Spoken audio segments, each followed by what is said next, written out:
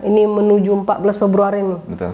Banyak saya lihat baliho-baliho yang tiba-tiba kita kemarin masih sama-sama ngobrolin sesuatu, itu pun tidak nyambung. Ya.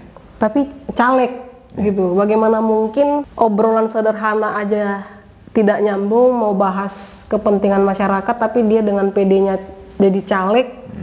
Tapi ini digemari ketika dia bisa bagi-bagi duit. Ya, aku sebut aja lah gereja, nggak terlalu sungkan lah kalau menyebut tentang gereja. Baik. Gereja nggak hadir untuk kesejahteraan anggotanya, tapi hadir untuk anggotanya yang sejahtera.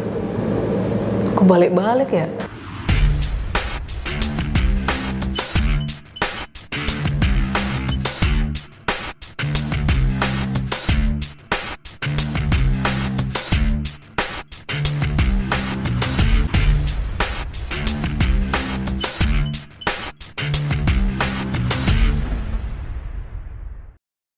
Selamat pagi teman-teman KTK Lovers. Pagi ini kita ada guest speaker yang sangat luar biasa, Bang Mortigor Afrizal Purba. Apa kabar Abang dah? Luar biasa. Kalau dilihat dari profil Abang ini udah jauh di atas saya, dengan biografinya yang keren-keren. Dan hari ini saya mengenal Abang ini sebagai konsultan pajak. Ini sebenarnya tangan kanan Sri Mulyani. Tapi kenapa tiba-tiba muncul di baliho yang mengikuti kontestasi politik 2024 di Dapil 3? Abang sudah bagus-bagus jadi konsultan pajak. Ini mau ngapain masuk ke dunia perpolitikan seperti ini, Bang? Oke, sebenarnya jadi konsultan pajak itu pun sudah bermanfaat buat orang banyak sebenarnya. Bermanfaat buat negara juga, bahkan lebih banyak kan. Hanya saja dia nggak direct bermanfaatnya. Maksudnya gini, kalau kita jadi konsultan pajak kan kita ketemu sama klien itu pasti ngomongin uang, dan uangnya itu masuk ke rekening atau tunai ke konsultannya. Iya. Nah, masuk ke dunia politik itu sebenarnya salah satu penyebabnya adalah cita-cita ingin bermanfaat buat orang lebih banyak. Itu sebenarnya asal muasalnya kenapa dari 2019 itu tertarik ke dunia politik. Tapi sebenarnya di kuliah dulu pun udah selalu ikutan dengan organisasi-organisasi mahasiswa sebenarnya. Jadi bibitnya sudah ada sejak lama. Begitu negeri ini memberikan kesempatan untuk setiap orang bisa ambil bagian dalam dunia politik, akhirnya dari 2019 mencoba untuk ambil dalam dunia politik, tapi motivasinya tetap biar bisa lebih bermanfaat buat orang banyak. Ini bermanfaat bagi orang banyak ini kan sangat lumrah kita dengar nih. Iya, tapi betul. Realitanya kita belum pernah langsung kita ketahui bahwasanya manfaat anggota dewan itu bagi masyarakat apa. Iya. Ini lucunya di situ, Bang. Iya. Ini gimana melihat itu, Bang? Nah, sebenarnya kan salah satu tugas dewan itu kan kalau dia di daerah tentu dia akan berperan banyak dalam menentukan bagaimana aturan daerah akan dibuat dan dilaksanakan.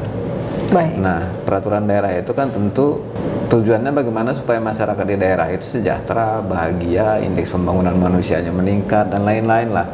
Tapi asal muasalnya itu kan pasti dari dunia pendidikannya sudah oke apa enggak, kesehatan masyarakatnya sudah oke apa enggak, kemudian UMKM di masyarakatnya sudah dekat enggak dengan lembaga keuangan pemberi modal.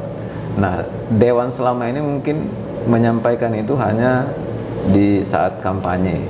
Iya. Setelah duduk, bahkan mungkin nomor teleponnya pun sudah tidak bisa dihubungi, atau bisa dihubungi tapi tidak pernah menjawab, mungkin gitu kan. Tidak dibaca-baca.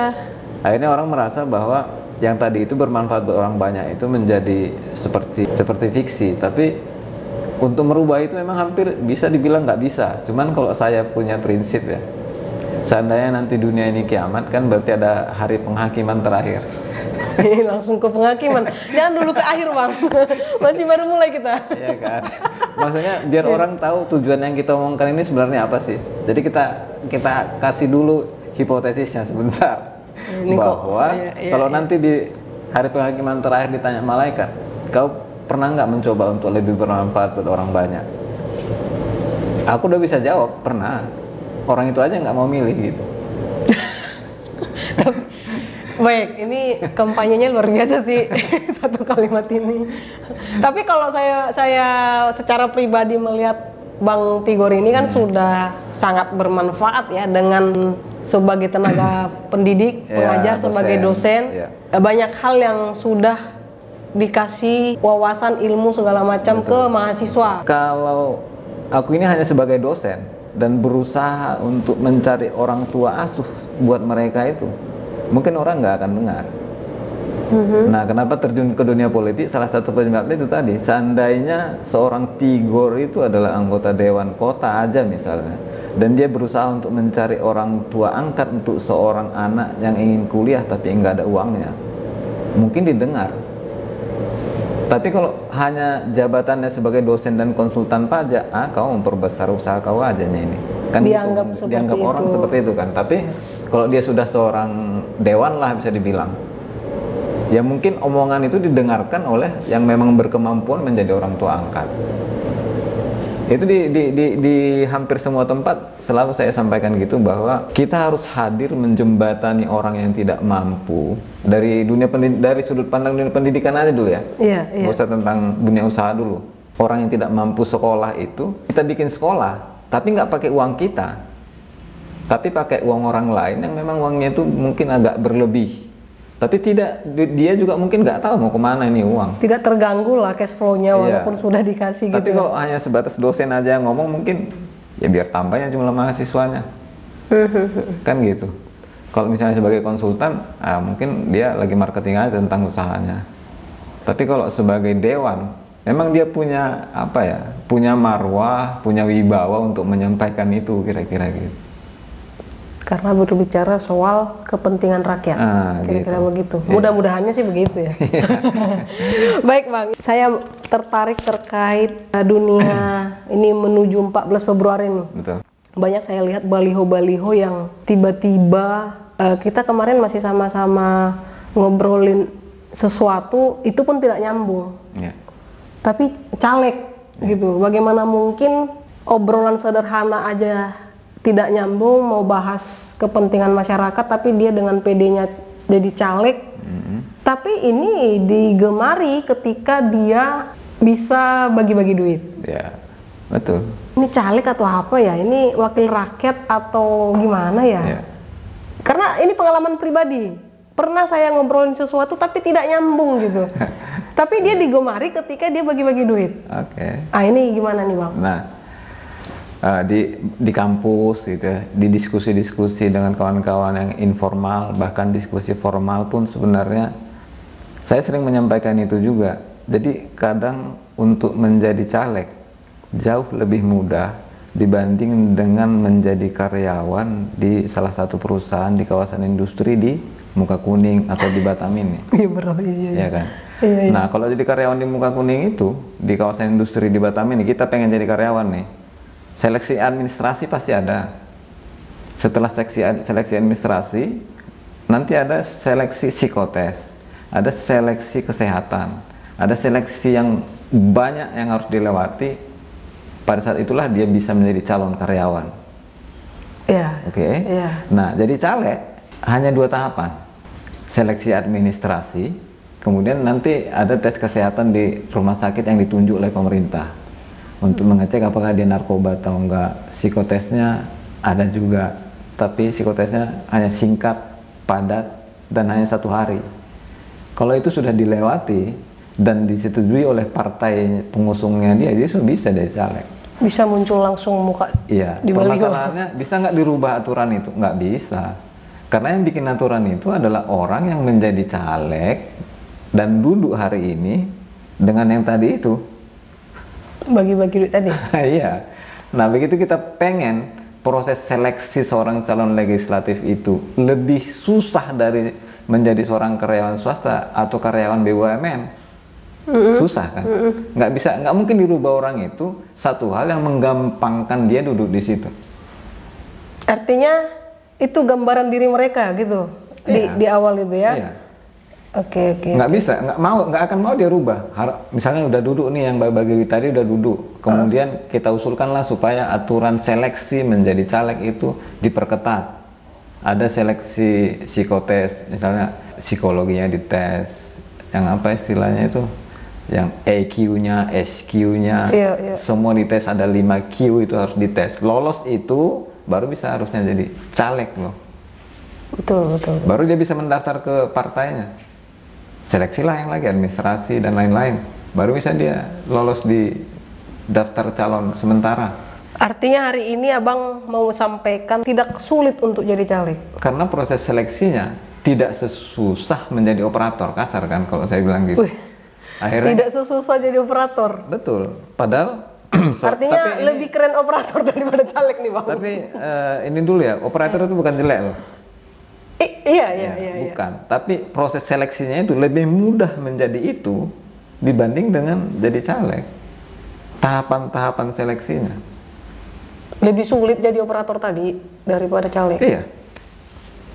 Jadi bahkan orang yang S3 tentang komunikasi pun sering saya sampaikan itu, nggak bisa dirubah bro, capek ngomongin itu gitu.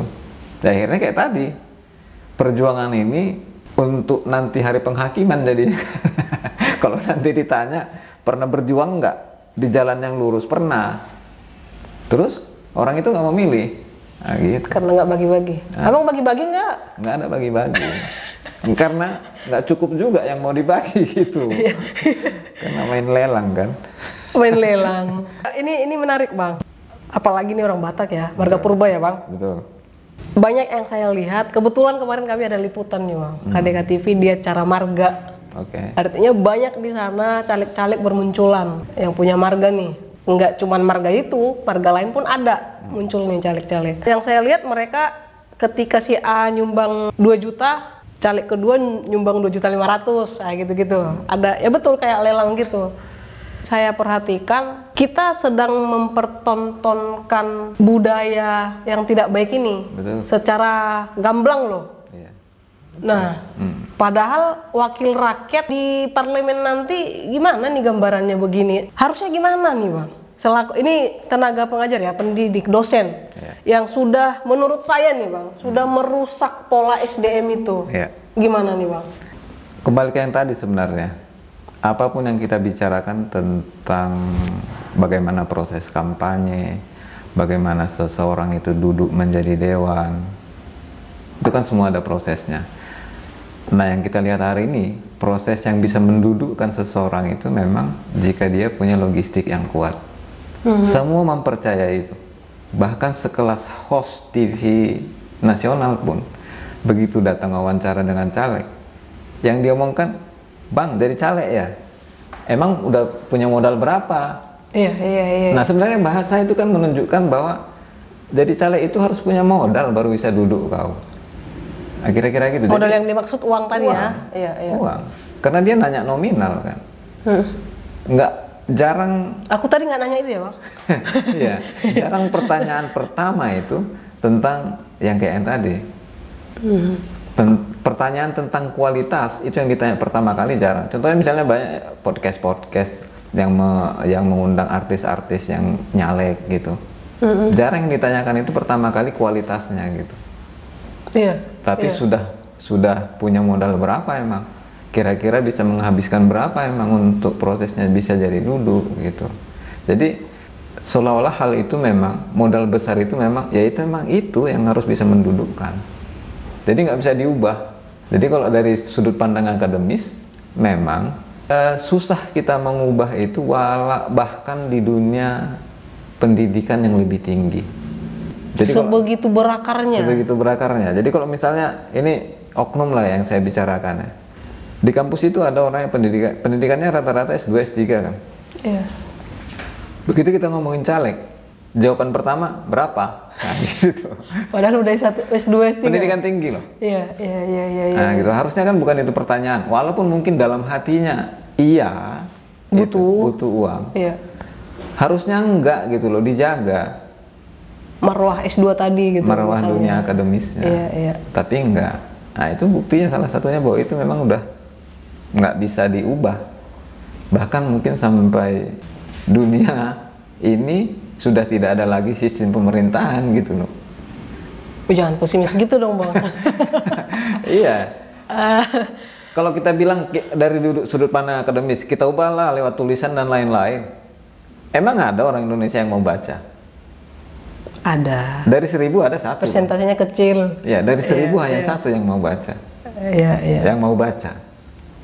Itu pun yang baca sesuai bab yang dia inginkan. Gitu loh. Itu penelitian yang bilang kok. Iya, betul.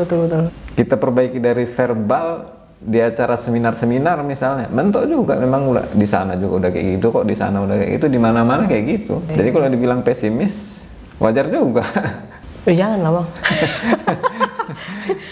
Kalau dibilang pesimis ngapain abang masuk? Nah kalau secara kan gitu. pribadi memang kan nggak mungkin ada kata pesimis. Kalau dari segi pribadi ya, iya. Makanya tetap kalau dulu nyalek 2019, sekarang nyalek juga. Walaupun dibilang orang mungkin orang gila, biarin. Kalau karena orang niatnya tulus ya. Orang gila di jalan yang lurus, bisa sebut nama orang di sini. Bisa. Inspirasinya itu Ahok sebenarnya. Walaupun sekarang dia udah di PDIP, udah beda partai dari yang dulu sana sini kan. Tapi dia memang lurus pada prinsip bermanfaat buat orang banyak itu. Konsisten di situ. Iya, Pak. Ahoker abang ini. Iya, itu yang satu yang ditiru. Berarti Jokowi juga ya bang? Jokowi juga. Prabowo nih kayaknya. Nggak kampanye guys. Baik bang, ini perihal money politik. Ya money politik ini kan saya juga sering pertanyakan ini ke beberapa caleg. Dan benar mereka ketika mereka punya niat tulus, niat mulia, mereka juga kebingungan ketika harus berkompetisi dengan orang yang tidak kompeten tapi dia sangat kompeten di keuangan. Contohnya kayak di Punguan Marga tadi, komunitas paguyupan, paguyupan marga segala macam itu masih indikatornya uang siapa lebih banyak nih. Paguyupan itu di sana berbicara adat, tapi di sana pun kita tidak menemukan hal ini lagi, bang. Saya kutip ucapannya Rocky Gerung aja, bukan fansnya Rocky Gerung, tapi ada poin-poin dari ucapannya yang bisa juga jadi referensi. Rocky Gerung itu bilang bahwa aturan di negara ini melarang dunia politik itu masuk ke kampus. Kan nggak boleh kan, kampanye di kampus nggak boleh. Dunia politik itu juga nggak boleh masuk ke dunia agama. Buktinya nggak boleh kampanye di masjid, gereja, dan lain-lain. Walaupun masih ada aja. Iya. Tapi kita, dari yang kita mohonkan itu kan kita berharap orang punya akhlak. Iya, akhlak. Sementara akhlak itu kan diajari di dunia akademis, diajari di dunia agama. Tapi dunia politik itu nggak bisa masuk ke situ. Akhirnya kita nggak bisa mengajari orang untuk bisa berakhlak, untuk bisa berjalan di jalan yang lurus dari dunia agama dan dunia kampus contohnya. Karena politik itu nggak bisa masuk ke situ. Nah, kembali ke yang tadi, kalau dibilang paguyupan, emang ada paguyupan atau bahkan komunitas kerohanian lah yang lebih banyak memikirkan kesejahteraan anggotanya, nyata ya, daripada memikirkan bagaimana supaya komunitas ini menjadi lebih besar. Komunitas kerohanian seperti yang tadi saya sebutkan, ada komunitas kerohanian, ada komunitas yang duniawi ya, yang paguyupan marga dan lain-lain. Kesemuanya itu memang bisa dibilang belum hadir 100% untuk kesejahteraan anggota-anggotanya, tapi hadir untuk anggota-anggotanya yang sejahtera. Hadir untuk anggota-anggotanya sejahtera. Ulang ya. Jadi komunitas-komunitas tadi, termasuk gereja, aku sebut aja lah gereja, nggak terlalu sungkan lah kalau menyebut tentang gereja. Gereja nggak hadir untuk kesejahteraan anggotanya, tapi hadir untuk anggotanya yang sejahtera. Kebalik-balik ya? Iya, harusnya kan komunitas dan gereja itu hadir untuk anggotanya, untuk mensejahterakan anggotanya. Mensejahterakan, hadir. Nah, kenapa ada yang kayak tadi itu? Kok nggak maju ke depan? Itu kan untuk caleg-caleg yang punya duit aja. Artinya, pada saat acara itu kemungkinan caleg-caleg yang punya duit menyebutkan angka. Kan gitu kan ya? Makanya bisa mereka hadir ke depan. Betul. Nah, itu kan salah satu contoh dari mereka itu hadir untuk anggotanya yang sejahtera. Yang sejahtera. Ya, sejahtera dalam arti ekonominya oke. Oke. Makanya dia bisa menyebut angka kan. Betul. Nah, kan hadir di situ tuh, gereja hadir. Artinya ketika lu ngasih duit ya udah kita angkat nama lu kira-kira begitu ya. Ketika lu kasih duit, ini panggungmu. Iya. Kan gitu kan. Yang punya duit yang punya panggung. Nah, tapi kalau misalnya ada bapaknya si Anu masih kerjanya kontrak dan bulan depan habis, hadir nggak? Ada pertanyaan nggak? Atau nggak usah ada pertanyaan? Tahu nggak gereja itu, jemaatnya itu kapan kontrak kerja bapak-bapak di sana itu habis? Itu aja. Mereka gereja punya database nggak? Iya. Artinya kalau abang melihat situasi komunitas kerohanian atau gereja lah tadi sudah kita sebut dari kacamata Bang Tigor ini, udah kebalik-balik kayak tadi. Memang perlu diselamatkan juga nih gerejanya. Perlu diselamatkan. Padahal kita ke gereja untuk ini loh. Aku udah bolak-balik menyebutkan itu di sidang jemaat, di sidang majelis, di acara formal dan lain-lain di dunia kegerejaan kami lah bisa aku bilang ya. Tapi nggak pernah nyampe loh. Bahkan ku tawari, sini nama bapak setiap anggota jemaat, kasih saya Excelnya, saya buatkan database-nya. Tapi minta nomor handphonenya juga ya. Jadi saya buatkan database-nya. Nanti dia yang entry di database-nya kerjanya apa, kontraknya kapan habis. Jadi kalau misalnya dia udah mau habis kontrak, kita tahu. Setidaknya kita mencoba mencarikan pekerjaan baru kalau kontraknya habis. Udah nawarin supaya ide tersebut aku ini yang create database-nya gitu. Iya. Biayanya aku yang tanggung gitu. Itu pun tidak diterima. Itu pun nggak masuk gitu ide itu. Udah hampir 20 Karena tahun. dianggap nambah-nambah kerjaan gitu ya. Dia menganggap nambah kerjaan, udah kita yang bilang sini ku kerjain. Dianggap beban gereja maksud aku. Sini ku kerjain gitu loh. Iya. Konkretnya nih Bang, kalau lah semisalnya kita nih tidak pakai money politik dalam kontestasi politik ini, lantas sampai kapan kita harus berjuang? Kalau aku jadinya kalau terkait dunia politik dan pencalekan ini, kalau ternyata perbuatanku ini tidak mampu merubah cara berpikir orang banyak tentang bagaimana seharusnya orang jadi caleg dan kemudian duduk, setidaknya 3 orang generasi penerus yang di rumah itu sudah meneruskan perjuanganku nanti. Oh, minimal dari keluarga dulu. Iya, minimal itu. Baik. Artinya kalau nanti di tahun berapa Cici atau Juan atau Caca nyalek, dia juga melakukan seperti apa yang kulakukan. Artinya udah tambah 3 orang kan? Setuju. Semisalnya nih Bang, ada kesempatan dengan ketulusan abang, berangkat dari ketulusan, ternyata lewat KDKTV juga mungkin. Warga Dapil 3, si Beduk ya, Nongsa. Si Beduk Nongsa Galang Bulang. Abang inginnya di komisi berapa sih? Di bagian pendidikan, kesehatan, ekonomi lah. Orang kalau perutnya sudah sehat, maka dia bisa sekolah. Kalau sakit, berobat. Kalau udah bisa makan kan. Biasanya kalau orang udah bisa makan, jarang dia masuk rumah sakit. Kalau udah bisa makan, biasanya ada dia bayar buat sekolah. Nah, supaya orang bisa kayak gitu kan dia harus punya usaha dan punya penghasilan. Nah, supaya bisa punya penghasilan, kalau misalnya dia ada usaha, tentu dia harus punya modal. Nah, di bagian kesejahteraan lah pasnya. Artinya gini, jika ada orang pengen punya usaha, maka dia harus bisa punya modal usaha, asalkan dia bisa menyampaikan konsep. Iya. Sebagai dewan, kita harus hadir di situ. Oh, Abang konsen di situ ya? Iya. Karena gini, kalau kita ngomongin pendidikan misalnya, ya nggak banyak juga yang bisa kita bikin jadi orang tua angkat. Kita ngomongin kesehatan, ya memang kalau BPJS nggak bisa aturan daerah, aturannya dari pusat. Ya kan, nggak bisa juga kita di daerah bikin asuransi oleh pemerintah daerah panjang kali lebar kali tinggi ceritanya. Tapi yang bisa kita perbaiki di daerah adalah bagaimana penghasilan masyarakat itu bisa levelnya semakin tinggi. Ya. Maka orang yang punya konsep usaha, dewan harus hadir di situ. Orang yang punya banyak konsep usaha, dia akan berkembang usahanya. Nggak usah kita ngomongin pendidikan, kesehatan, orang udah punya penghasilan banyak pasti sehat kok, pasti bisa sekolah kok. Iya, betul. Penghasilannya harus diperbaiki dulu.